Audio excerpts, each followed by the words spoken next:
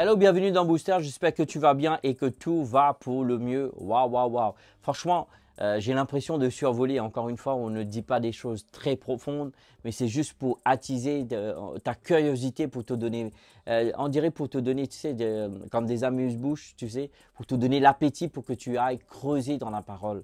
J'aimerais te parler rapidement dans cette dernière vidéo sur l'importance de la parole de foi. Oh mon Dieu, je ne peux pas m'empêcher de dire ce mot-là.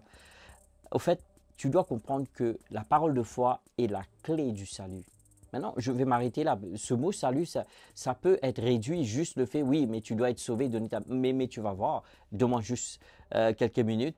Romains 10, 17, encore une fois, dit que la foi vient de ce qu'on entend vient de la parole de Dieu. Ce qui veut dire que ce que tu entends va faire naître la foi, et la foi va pouvoir libérer cette réalité dans ta vie. Comprends bien que la foi est née et elle grandit au travers de l'écoute et la proclamation de la parole. Tu m'as entendu? La foi est née et elle grandit au travers de l'écoute et la proclamation. L'écoute et la proclamation. Est-ce que ça te parle? Romains 10, le verset 8. La parole est près de toi, dans ton cœur et dans ta bouche.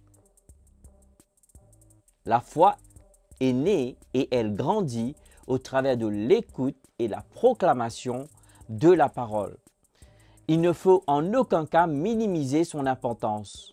Si nous minimisons au fait l'importance de faire grandir notre foi au travers de l'écoute et la proclamation, nous risquons d'affaiblir notre foi et affaiblir la foi des autres. Je vais le répéter cela. Nous risquons d'affaiblir notre foi. Laisse-moi te dire, la Bible dit que le juste vivra par sa foi, par la foi.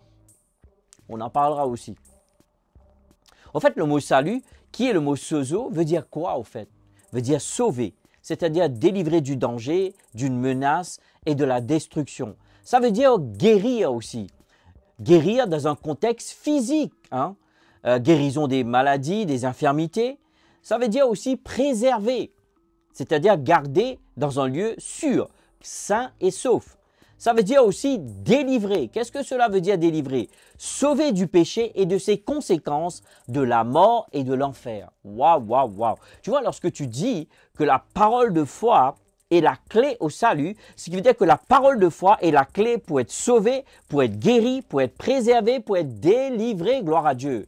Est-ce que tu m'entends? M'as-tu entendu?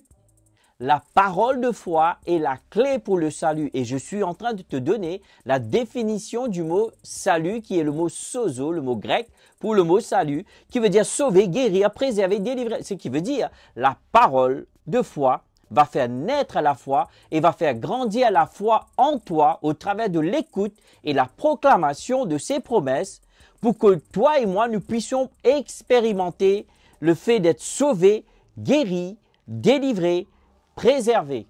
Mon Dieu, mon Dieu, mon Dieu. Est-ce que tu m'as entendu? C'est la raison pour laquelle que dans l'Église, nous devrions prêcher la parole de foi. Oui, je crois qu'il doit y avoir des séminaires. Par exemple, nous, on vient d'avoir un séminaire pour parler sur des abus. Encore une fois, je n'ai pas envie de rentrer dans les détails. Tu peux avoir une formation pour faire du coaching. Il n'y a pas de problème à cela. Mais à l'église, au culte, le dimanche, nous sommes supposés de prêcher la parole de foi. Pourquoi? Parce que les croyants ont besoin que la foi soit née dans leur cœur, la foi se ravive dans leur cœur, la foi grandit dans leur cœur, afin qu'ils puissent manifester les promesses de Dieu dans leur vie. Gloire à Dieu. On ne peut pas prêcher des messages remplis de doutes, remplis de peur, de crainte, d'incertitude. On doit prêcher des messages de conviction de la parole de Dieu. Si la parole de Dieu le dit, ainsi soit-il, gloire à Dieu. On ne peut pas tourner autour, se poser des questions. Est-ce que si c'est... Il n'y a pas est-ce que... Il n'y a pas de côté gris dans la parole. Soit c'est blanc, soit c'est noir. Il n'y a pas de 36 000 solutions. C'est la raison pour laquelle que toi et moi, nous devrions nous lever et prêcher la parole de foi plus que jamais, gloire à Dieu. Plus que jamais, gloire à Dieu. Alléluia. J'avais tellement de points de vouloir partager, peut-être je continuerai. Là, j'étais partagé, en fait, je décolle. Gloire à Dieu. J'étais juste en train de prendre le point de décollage, voilà.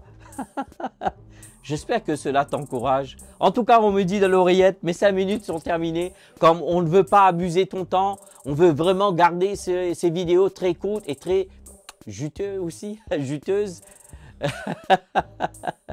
En tout cas, voilà. Laisse-moi faire une courte prière et on va pouvoir se laisser. Père, je te remercie pour cette grâce. Merci, Père, pour que tu vas générer, tu vas faire naître à la foi et faire grandir à la foi dans le cœur de chacun d'entre nous. Que nous allons monter, Seigneur, qu'au travers de ces enseignements, ces mois à venir, tu vas pouvoir nous ouvrir les yeux et comprendre l'importance du message de la parole de foi, Seigneur. Nous te remercions pour cela au nom de Jésus. Amen.